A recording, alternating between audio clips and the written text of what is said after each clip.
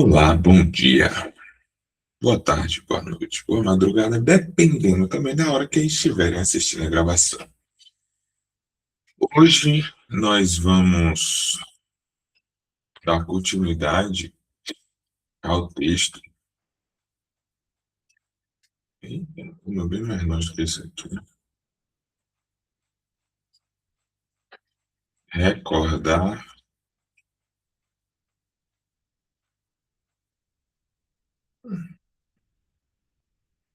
Muito longe, sim, hein? Lembrar, repetir e perlaborar. Iniciamos a leitura na semana passada. Estamos bem no finalzinho dele, né? No,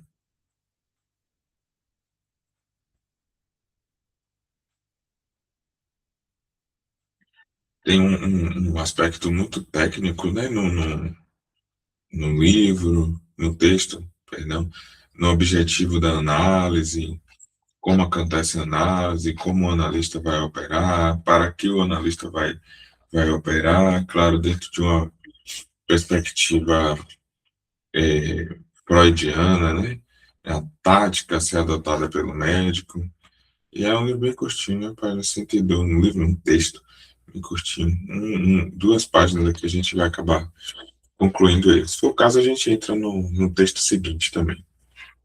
Mas vamos lá.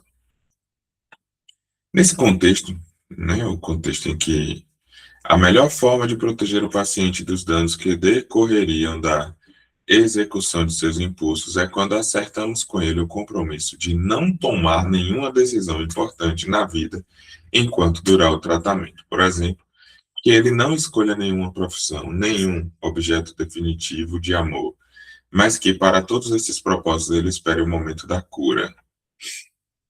O momento da cura, né?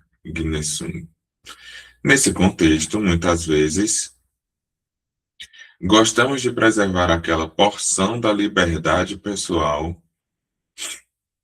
do analisando que é compatível com esses cuidados. Nós não o impedimos de colocar em prática certas intenções sem importâncias, mesmo que estas sejam tolas. E não esquecemos que o ser humano, na verdade, só aprende com os erros que comete através da experiência própria. Deve haver casos em que não conseguimos impedir a pessoa de se envolver em algum empreendimento completamente inadequado durante o tratamento.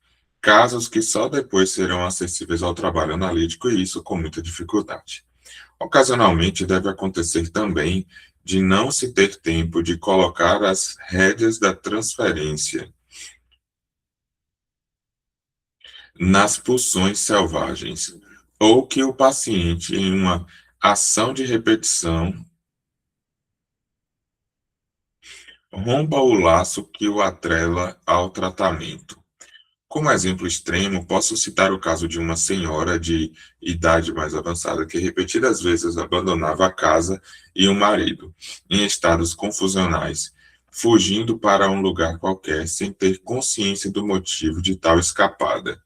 Ela veio ao meu tratamento com uma transferência carinhosa bem formada, aumentando-a de forma espantosamente rápida nos primeiros dias e, ao fim de uma semana, também escapou de mim, antes que eu tivesse tempo de lhe dizer algo que pudesse impedi-la de incorrer nessa repetição.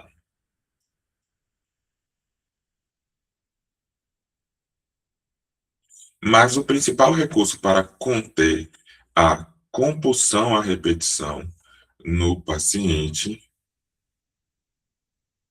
e reconfigurá-la no motivo para a lembrança encontra-se no manejo da transferência.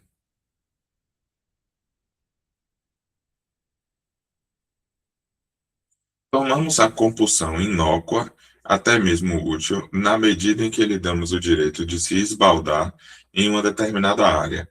Abrimos a transferência para ela como sendo um parque de diversões, onde ela tem autorização para se desenvolver com liberdade quase total e é instada a nos mostrar tudo que ficou escondido em termos de pulsões patológicas na vida anímica do paciente. Se o paciente, pelo menos, tiver uma postura colaborativa, na medida em que respeita as condições de existência do tratamento, geralmente conseguiremos dar a todos os sintomas da doença um novo significado de transferência,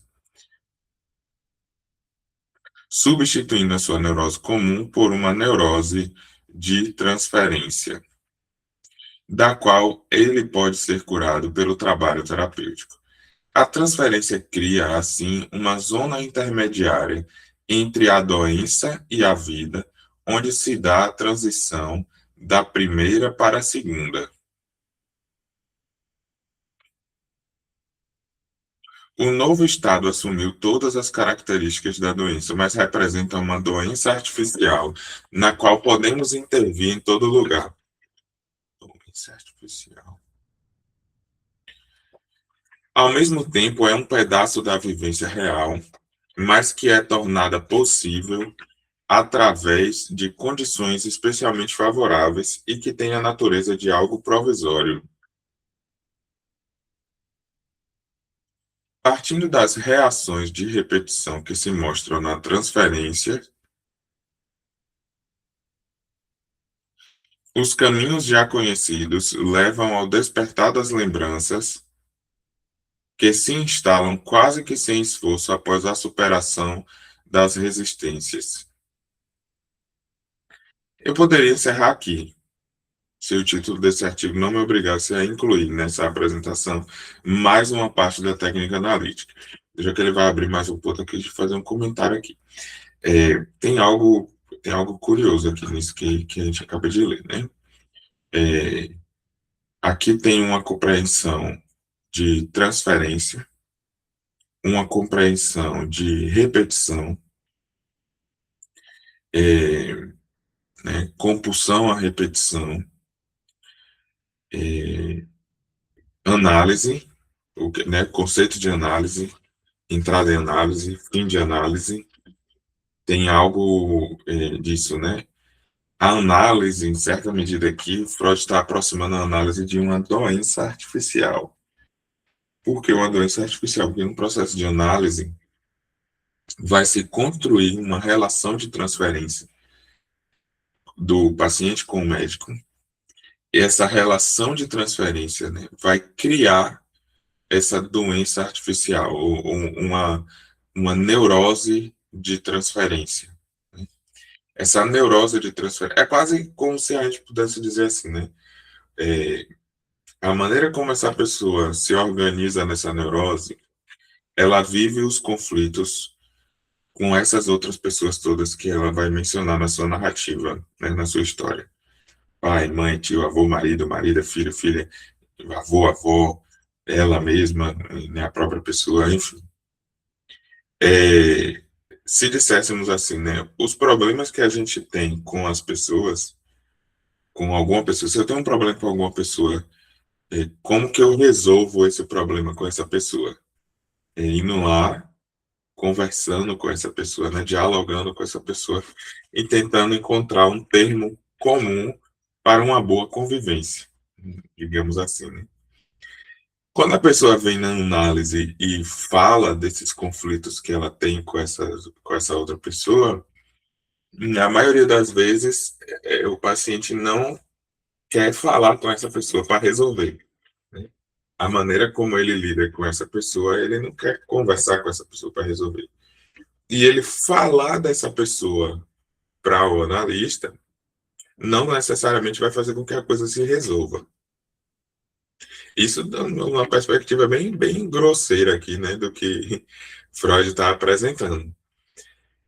Quando, dentro desse tratamento, se estabelece uma relação transferencial, ou seja, o paciente vai transferir para a pessoa do médico aquilo que, em geral, né, é posto na relação com essas outras pessoas, ou seja, ele vai repetir com o médico.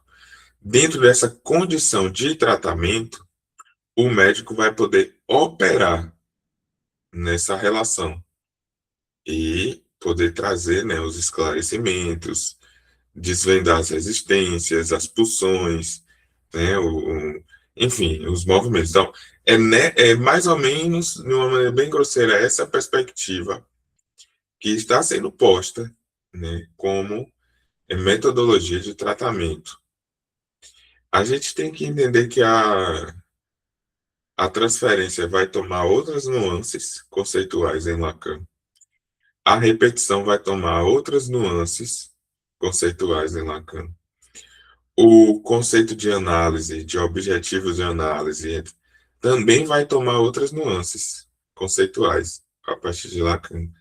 É por isso que é tão complexo a gente sempre trabalhar com a questão de distinção. Tipo, o que é transferência? Transferência é um conceito psicanalítico. Mas de quem?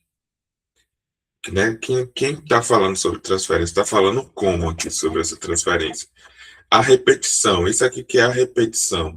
Lacan, eu não vou me recordar exatamente o texto agora, mas tem um texto onde Lacan está retornando a esse ponto de Freud, ele vai distinguir repetição de reprodução.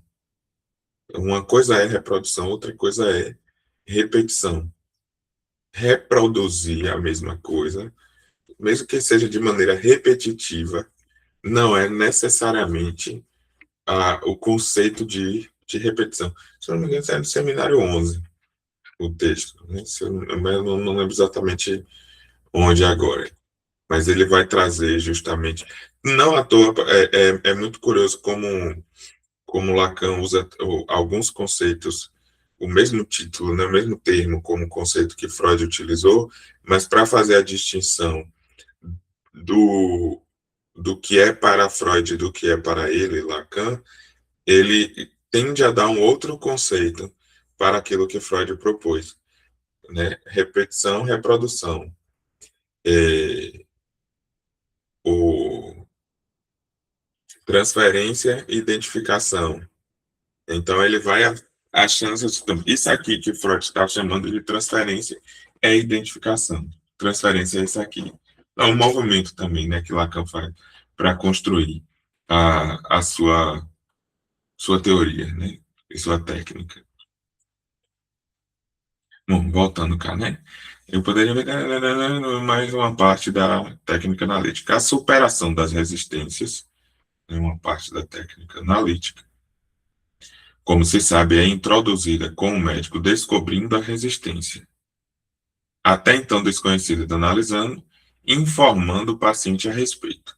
Ao que parece, iniciantes na análise tendem a tomar essa introdução como já sendo todo o trabalho. Muitas vezes fui chamado como consultor em casos. Consultor. Em casos nos quais o médico se queixava, dizendo que apresentara ao doente a sua resistência, mas nada tinha mudado. A resistência a partir dali até aumentara, e a situação toda tinha ficado ainda mais opaca. Parecia que o tratamento empacara. Essa expectativa sombria mais tarde sempre se revelou enganosa. Em geral, o tratamento estava no bom caminho. O médico apenas tinha esquecido que a nomeação da resistência não pode ter como consequência o seu fim imediato. Precisamos dar tempo ao paciente para que ele se aprofunde na resistência, que até então lhe era desconhecida, para perlaborá-la, superá-la, na medida em que ele, a ela resistindo, continua o trabalho de acordo com a regra analítica fundamental. Isso aqui a gente poderia ir, ir para o texto. Esqueci o título também. Acordei cedo hoje, tô com. Já passei por dois compromissos agora pela manhã que já gastou boa parte dos neurônios. Mas no texto onde Lacan fala, né, do tempo, tempo de ver, tempo de compreender, tempo de concluir. Só no ponto mais alto desse trabalho é que, em conjunto com o analisando, iremos descobrir as moções pulsionais recalcadas e que alimentam as resistências e de cuja existência e poder o paciente se convencer através dessa vivência. O médico não tem mais nada a fazer aí senão esperar e aceitar um percurso que não pode ser evitado e que também nem sempre pode ser acelerado. Se ele se ativer a essa percepção, ele muitas vezes poupará a ilusão de ter fracassado, apesar de ter seguido o tratamento na linha correta. Essa perlaboração das resistências na prática pode se tornar uma tarefa difícil para o analisando e uma prova de paciência para o médico. Mas é aquela parte do trabalho que terá influência mais transformadora no paciente e que diferencia o tratamento analítico de todo o influenciamento por sugestão. Do ponto de vista teórico, pode ser comparado à abreação dos montantes de afeto retidos pelo recalque, sem que o tratamento hipnótico não teria influência alguma. Sem o que o tratamento hipnótico não teria influência alguma. E aqui Freud conclui, né, o texto. Aí vamos aqui aos comentários, né, dos organizadores. Eine Wiederholung do Hartein. Eu e meus termos, né? Eu não sei se vocês fica esse Augusto é meio doido, ou se vocês aproveitam e dá risada também, né? Para descontrair um pouquinho nas minhas leituras desses termos alemão e francês e zais, né? Que vão aparecendo, né? E a primeira publicação em 1914, né? No jornal da IPA, né? Em 1918 é organizado nesse outro texto aqui. Em 1925, a primeira organização das obras né, de Freud. E em 1946, novamente, uma reedição das obras de Freud. Este título, tripartite, fórmula tão cara às elaborações freudianas, merece alguns esclarecimentos. Dos três verbos que compõem o título, o único que não coloca maiores dificuldades de tradução é o segundo, repetir. Quanto ao primeiro, Freud emprega o verbo erinnern, que significa lembrar, recordar.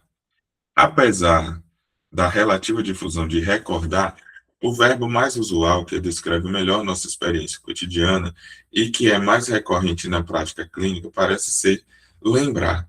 Ouvimos de nossos pacientes, lembrei de uma coisa, tenho uma lembrança vaga, etc. Além disso, outro conceito igualmente consagrado pelo uso e central no presente artigo é formado a partir da mesma palavra, né,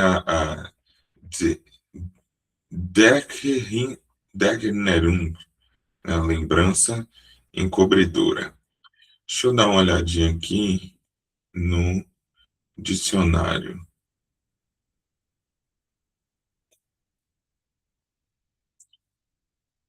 Lembrar é trazer a memória, recordar. Conversam os dois, lembrando os tempos passados. Lembrou ao amigo a antiga promessa, né?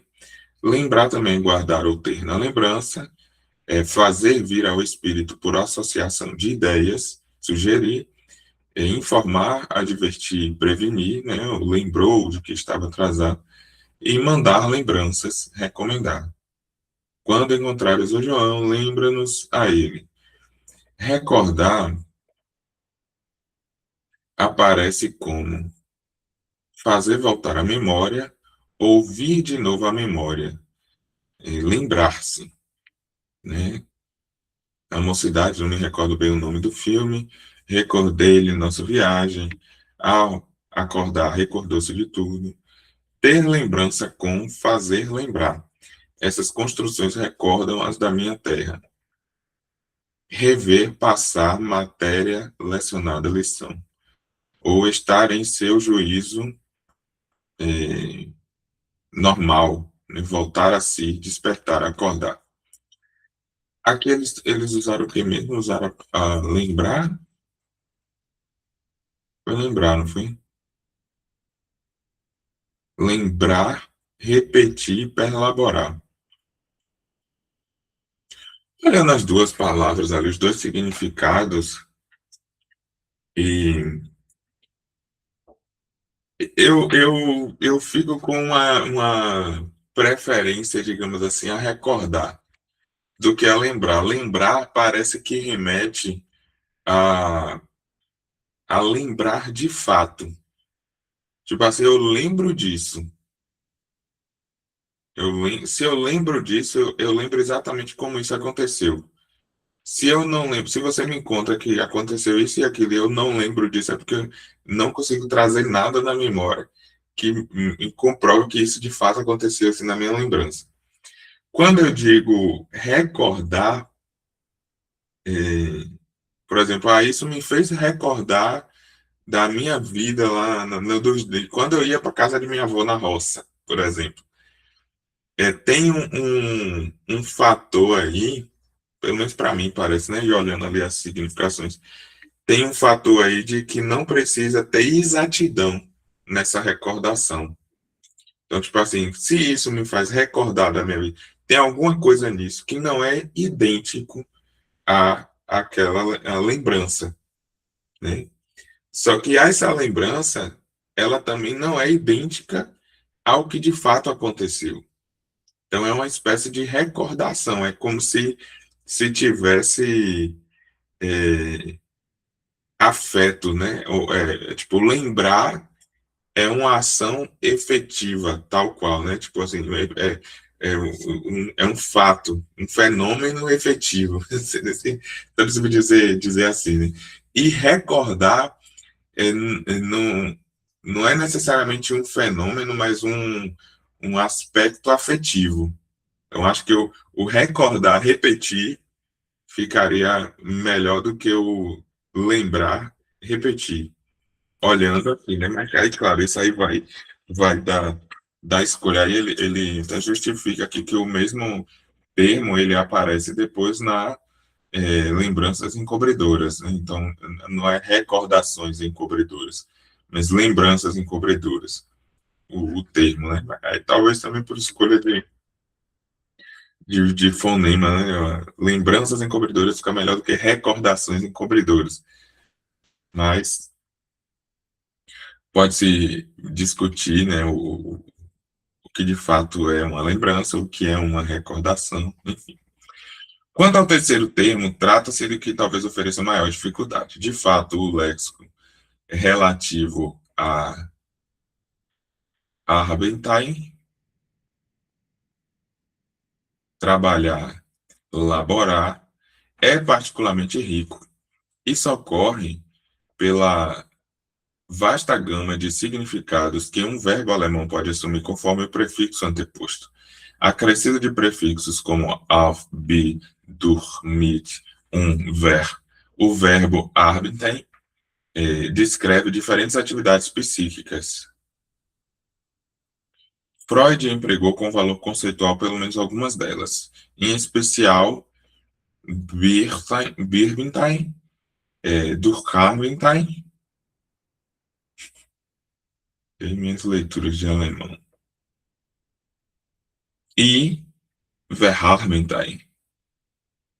De fato, como ressalta Luiz Hans, traduzir todos esses termos por elaborar implica uma perda de sentido irremediável que relega conotações e nuances importantes de segundo plano.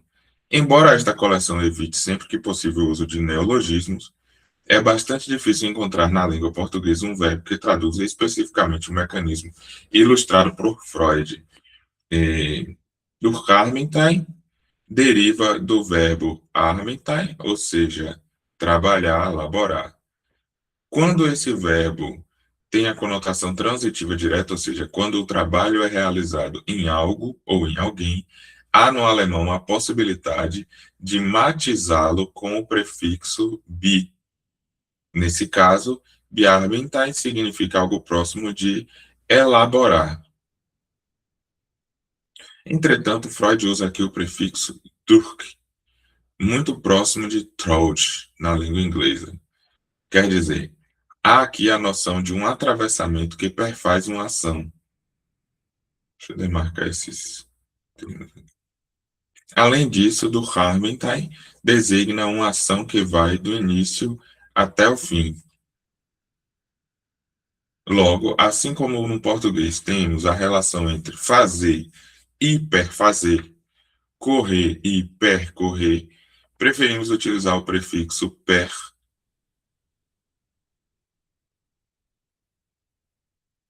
compondo o verbo perlaborar, em consonância com a terminologia brasileira consagrada pela comunidade psicanalítica, pelo menos desde a publicação entre nós do Vocabulário de Psicanálise de Jean Laplace e Jean Bertrand Pontalles.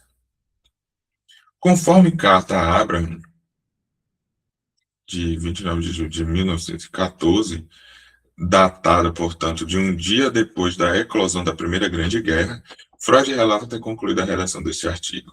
Àquela altura ocorriam também algumas importantes guerras intestinas no movimento psicanalítico, com as dissensões de Adler e de Jung, o que levaria Freud ao esforço de sistematizar não apenas as diretrizes técnicas da psicanálise, mas também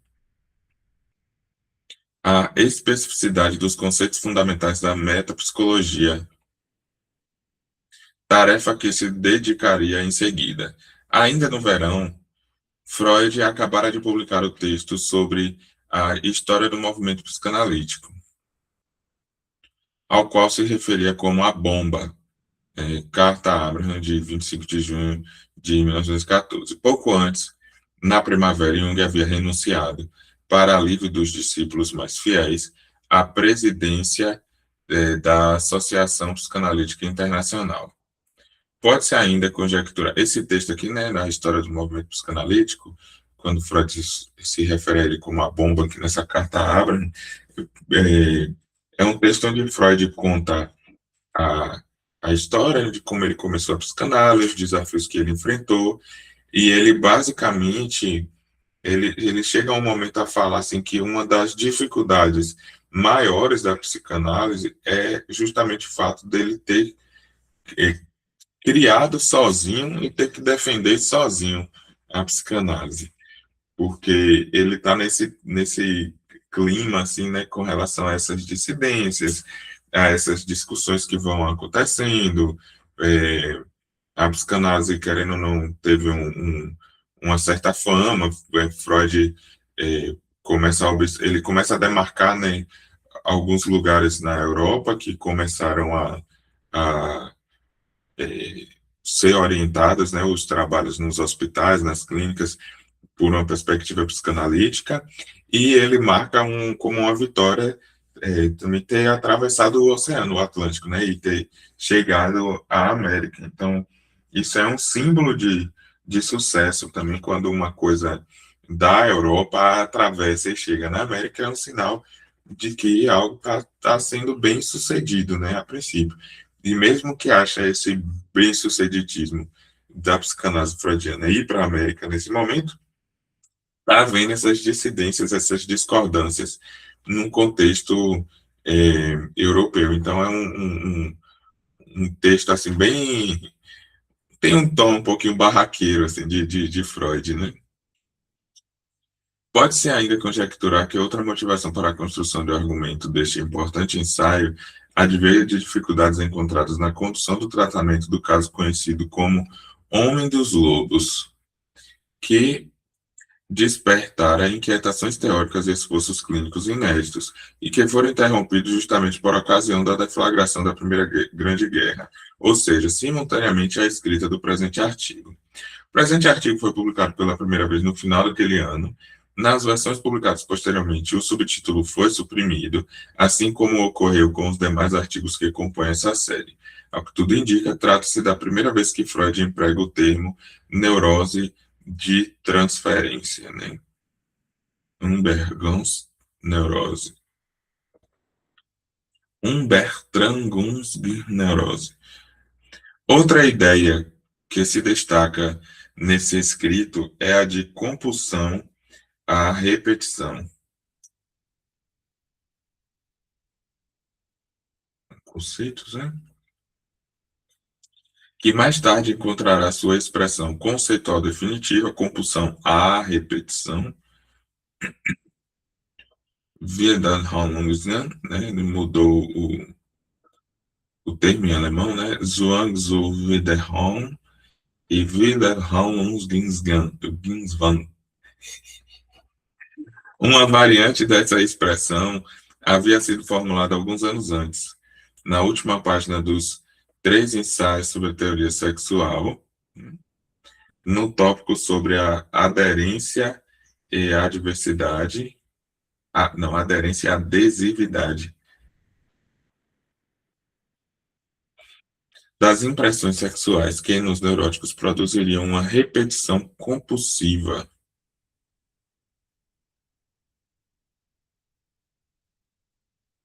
Nesse sentido, lembrar, repetir, elaborar pode ser visto como um precursor de ideias desenvolvidas em além do princípio do prazer.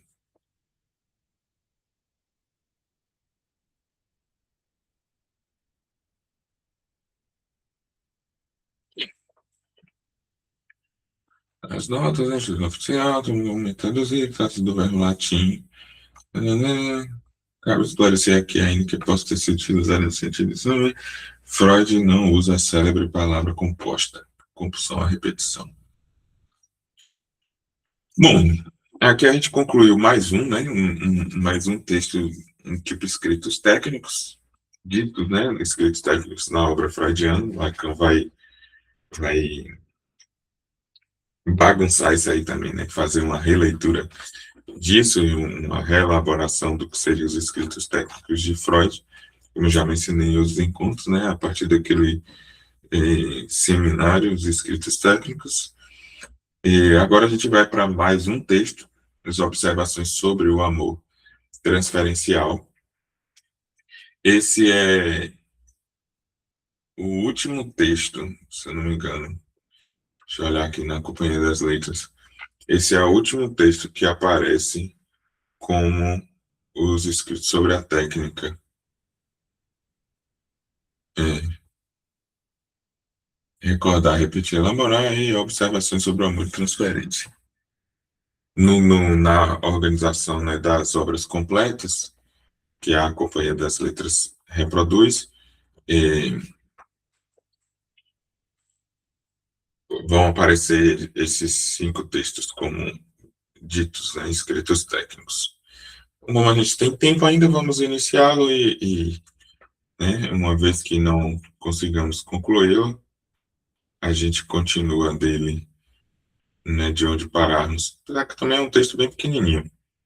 A ver, de repente aqui uns 30 minutos a gente dá conta. Observações sobre o amor transferencial.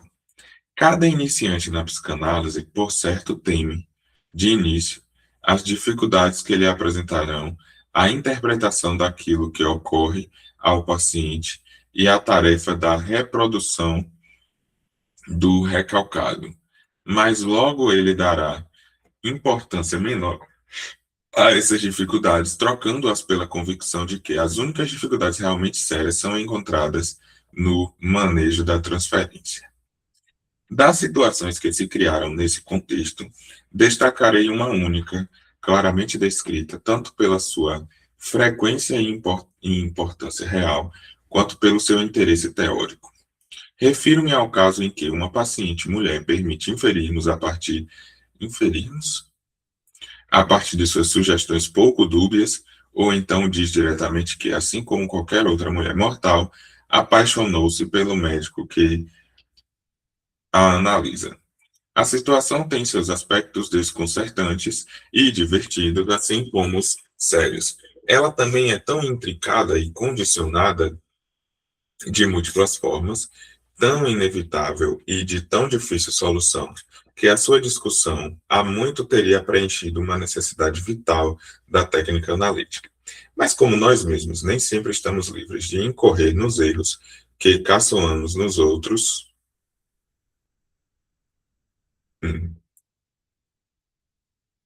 não fizemos nenhum esforço para a realização dessa tarefa. Sempre nos deparamos aqui com o dever da descrição médica, que na vida é indispensável, mas na nossa ciência não nos serve. Na medida em que Na medida em que a literatura da psicanálise também fizer parte da vida real, disso resultará uma contradição insolúvel. Há pouco tempo, em determinado local, suplantei a descrição e sugeri que a mesma situação transferencial atrasou o desenvolvimento da terapia psicanalítica pelo período de sua primeira década. Para o leigo bem formado, ele é provavelmente o ser humano cultivado ideal para a psicanálise. Os eventos do amor, assim como todos os outros, são incomensuráveis. Eles estão numa folha especial que não suporta nenhuma outra descrição.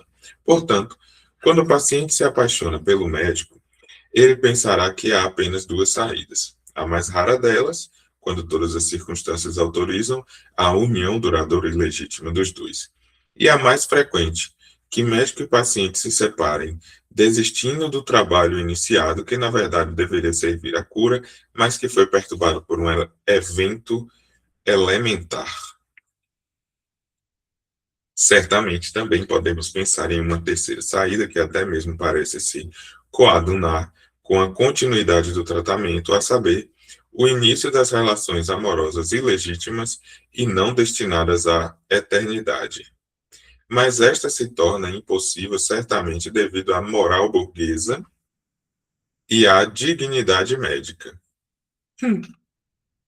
Pelo menos o leigo pediria que ele fosse tranquilizado quanto à exclusão desse terceiro caso, através de uma afirmação inequívoca do analista. É evidente que o ponto de vista do psicanalista necessariamente deve ser outro. Vejamos o caso da segunda saída, da situação que discutimos acima, em que médico e paciente se separam. Depois que a paciente se apaixonou pelo médico, o tratamento é suspenso.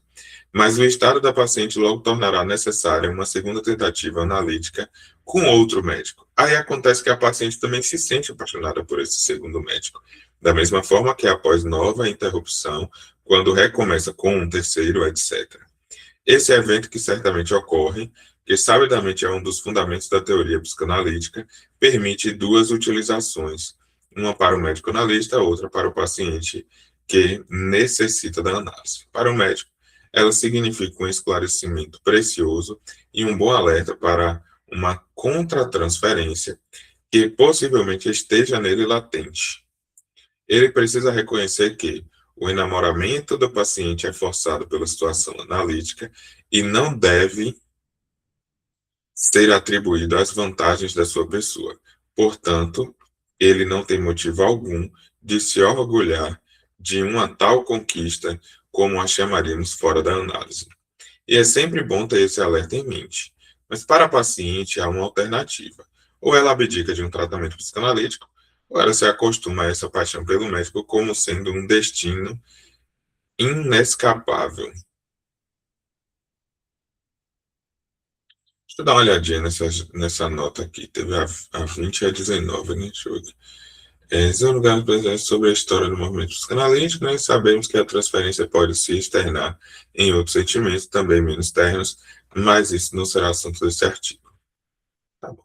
Sei que seriam notas mais importantes. Não duvido que os parentes da paciente irão se declarar favoráveis à primeira das possibilidades, com a mesma veemência que terá o médico analista em relação à segunda. Mas acredito que esse seja um caso em que os cuidados zelosos, ou melhor dizendo, egoístas e ciumentos dos parentes não podem ser aqueles a decidir. Apenas o interesse da doente deveria prevalecer. O amor dos parentes não consegue curar uma neurose. O psicanalista não precisa se impor, mas ele pode se apresentar como imprescindível para determinados resultados.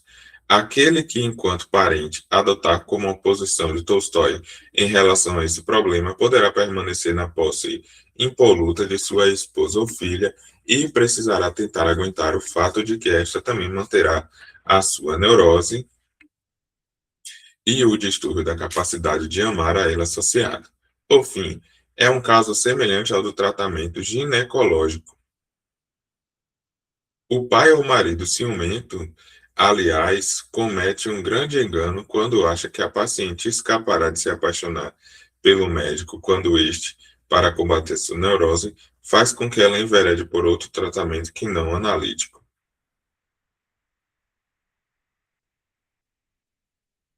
A diferença será apenas de uma paixão determinada permanecer impronunciada e não analisada, nunca poderá contribuir para a recuperação.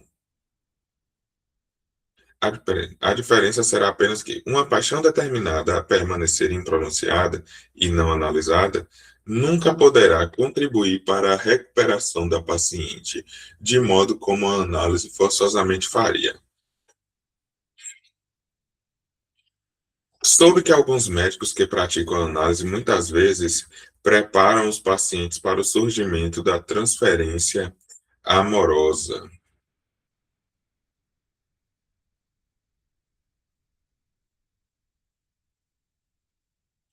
A transferência amorosa. Liebesumbestragung, Tragung, ou até mesmo os estimulam a se apaixonar apenas pelo médico para que a análise progrida. Meu Deus. Não consigo imaginar uma técnica mais sem sentido do que essa, justamente, Fred. Com ela, extirpa-se do fenômeno o caráter convincente da espontaneidade e criam-se obstáculos para si próprio que serão difíceis de remover depois. Inicialmente, não parece que a paixão na transferência fará surgir algo produtivo para o tratamento. A paciente, até mesmo a mais cordata, de repente perde a compreensão e o interesse em relação ao tratamento, não quer falar nem ouvir mais nada além do seu amor, que ela exige que seja correspondido. Ela abdica dos seus sintomas ou os negligencia, ela até mesmo declara-se curada. Há uma mudança total da cena, como se um jogo fosse interrompido por uma realidade repentinamente presente, como se, durante uma apresentação de teatro, soasse o alarme de incêndio. O médico que vivencia isso pela primeira vez terá dificuldade em manter a situação analítica e fugir da ilusão do que o tratamento realmente terminou. Tá me fazendo lembrar aqui da primeira temporada da série Sessão de Terapia, né? Que é aí disponível, né, na GNT Globo, com o tratamento de Júlia, da paciente Júlia, né? Que é das segundas, acho que é a paciente das segundas, que é a primeira paciente, se eu não me engano.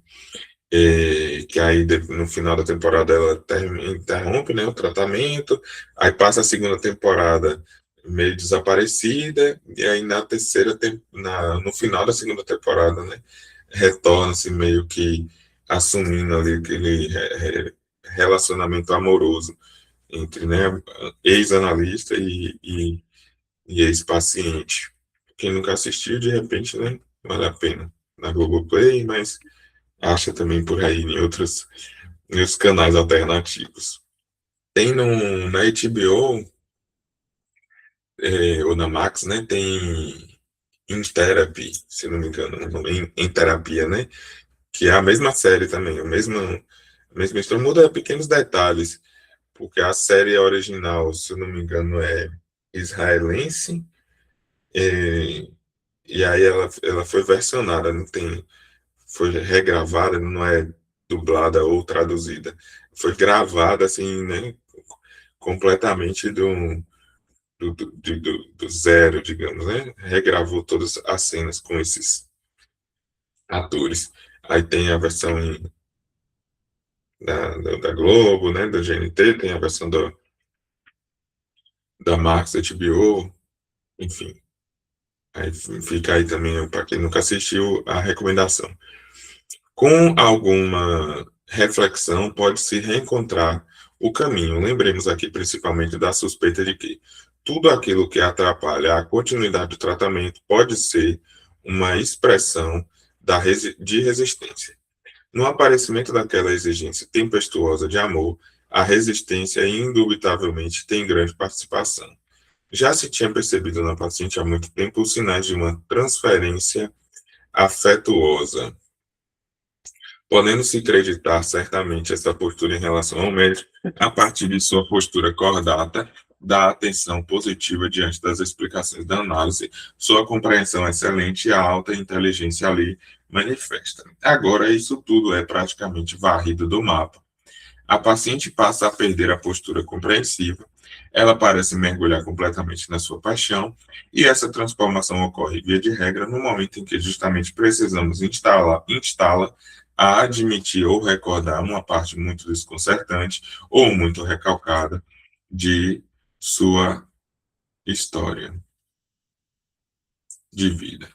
Ou seja, a paixão já estava lá há muito tempo, mas agora a resistência começa a se servir dela para impedir a continuidade do tratamento, para desviar o interesse pelo trabalho e para levar o médico analista a uma situação de desconforto embaraçoso.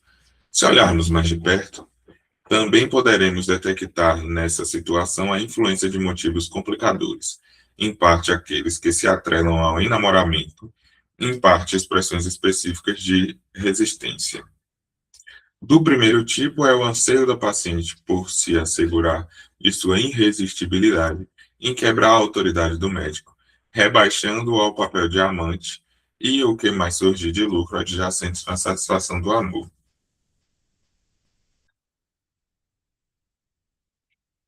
Rebaixando, aí Freud também, né? Em relação à resistência, podemos suspeitar que, ocasionalmente, ela use a declaração de amor como meio de colocar à prova o analista severo, que deveria ser repreendido se com ele transigir.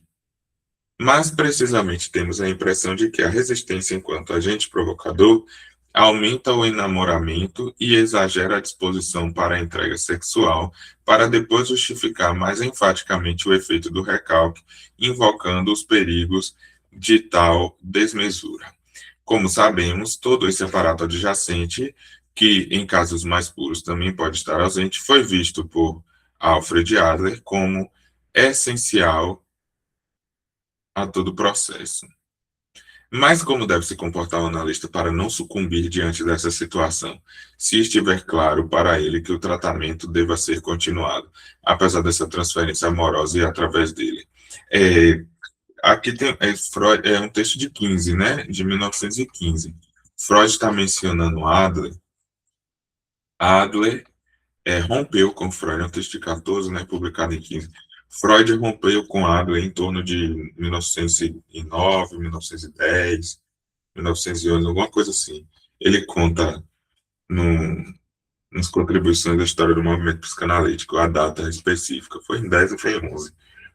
Não lembro exatamente agora. Mas Adler, quando rompe com Freud, ele vai continuar desenvolvendo suas teorias e ele vai desenvolver uma teoria que vai se chamar psicologia do indivíduo, psicologia individual, do indivíduo, alguma coisa assim o título, né? É pouquíssimo falada aqui no Brasil, chega pouco, a gente só vê mesmo assim, eu mesmo só fui saber disso quando eu li esse texto, estava estudando esse texto na pesquisa sobre, né, a formação da psicanálise, etc. E me deparei com essas informações e fui pesquisar, e, enfim, aí fiquei sabendo dessa formação. Nem na faculdade de psicologia eu tinha ouvido falar dessa, dessa abordagem, digamos assim. Tem uma questão muito intrincada nessa proposta de Adler com relação ao. A, não é nem masculino e feminino, porque se eu falar masculino e feminino, pode confundir aqui com as posições discursivas, né, propostas por Lacan, mas a questão do homem e mulher, então, né, do indivíduo homem e do indivíduo mulher, de como essa relação vai se dar num tratamento e ter uma coisa do enamoramento aí em jogo também, de como algumas coisas precisam ser revividas para ser reeditadas e tal. Freud escreve também esse texto num tom crítico.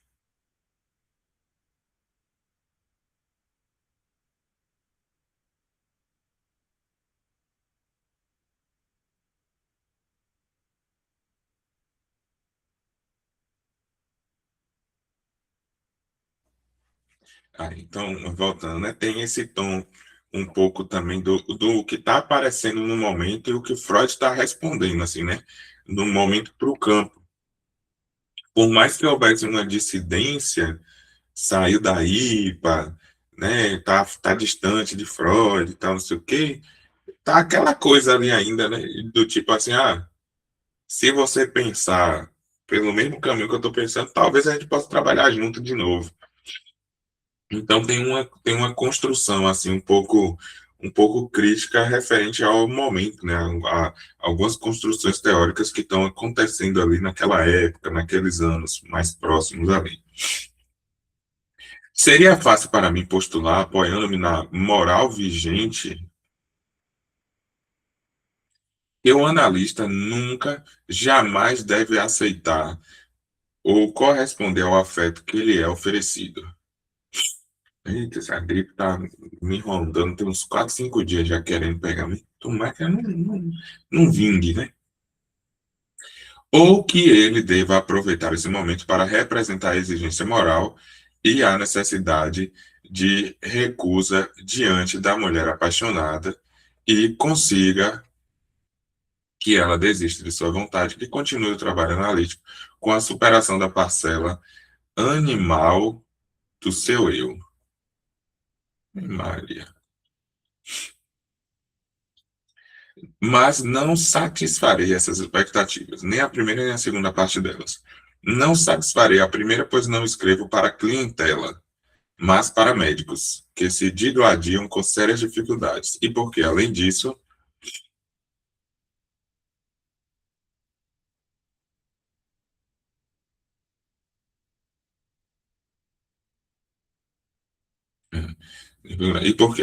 aqui posso remeter a prescrição moral à sua origem, isto é, a adequação a um fim.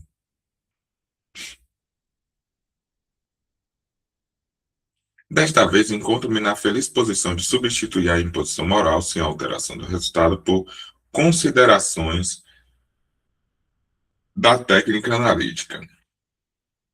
Mas ainda abdicarei de forma mais enfática da segunda parte da expectativa mencionada. Convidar a paciente à repressão da pulsão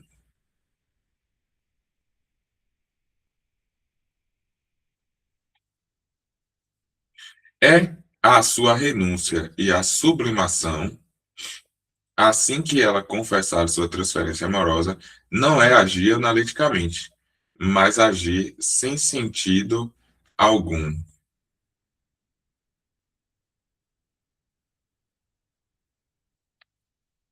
Seria como se quiséssemos habilmente invocar um espírito do submundo para que venha à superfície para depois mandarmos ele de volta, sem ao menos lhe fazer uma pergunta. Isso é metáfora, esse é exemplo aqui. Nesse caso, teríamos apenas chamado o recalcado à consciência para que ele, amedrontado, fosse novamente mandado embora. E não nos enganemos sobre o sucesso desse procedimento. Como se sabe, fórmulas sublimes pouco podem contra as paixões. A paciente apenas sentirá rejeição e não tardará a se vingar por isso. Tampouco aconselho o caminho do meio, que para alguns parecer especialmente sagaz e que consiste em afirmar que se corresponde aos sentimentos afetuosos da paciente, evitando todas as atividades corporais desse carinho, até que se consiga levar a relação para uma trilha mais calma, elevando-a a um patamar mais elevado. Elevando-a a um patamar mais elevado. Contra esse meio de informação, tem a contrapor que o tratamento psicanalítico se constrói sobre veracidade. É isso que perfaz uma boa parte do seu efeito educacional e de seu valor ético. Efeito educacional, valor ético. É perigoso abandonar esse fundamento. Quem se aclimatou na técnica analítica não atinge mais a mentira e a ilusão, normalmente indispensáveis ao médico, e costuma se trair quando tenta fazê-lo, com a melhor das intenções. Já que se exige a mais rigorosa veracidade do paciente, coloca-se em jogo toda a autoridade quando se é pego pelo paciente em um desvio da verdade. Além disso, a tentativa de se deixar levar por sentimentos afetuosos da paciente não deixa de ser perigosa. Não se tem um bom domínio de si próprio, podendo o analista ir repentinamente além do que se pretendia. Acho, portanto, que não se deve negar a indiferença. Eita, onde é que eu estava aqui? É,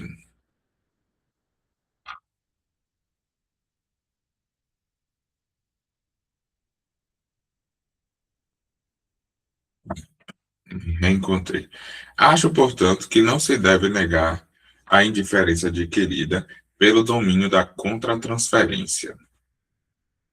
Já dei a entender que a técnica analítica estabelece uma lei para o médico que lhe impõe a recusa diante da satisfação exigida pela paciente carente de amor. O tratamento precisa ser executado em abstinência. Não me refiro aqui apenas à renúncia física, nem à renúncia de tudo que se deseja, pois isso talvez nenhum doente suportasse. Quero antes estabelecer o princípio de que a necessidade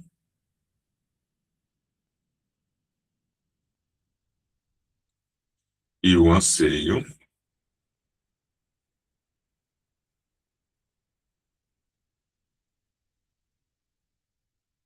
devem ser mantidos na paciente como formas motivadoras, forças motivadoras do trabalho e da mudança, e devemos evitar o abrandamento desses sentimentos por substitutos.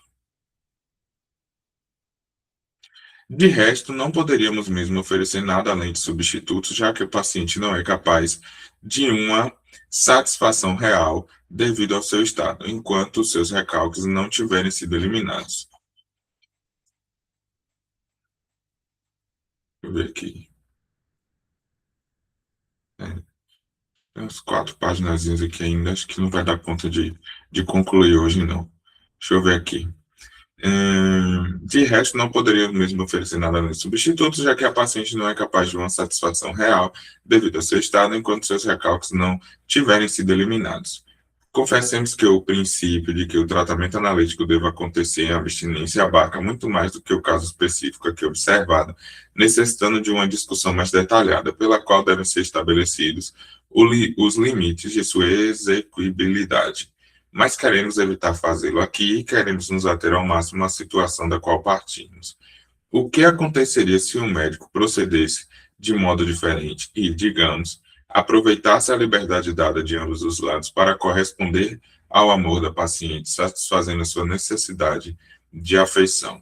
Com essa pergunta, uma vez que ele conclui o raciocínio anterior e coloca essa pergunta para abrir um novo caminho desse texto, a gente vai ficar para continuar a partir daqui na próxima semana.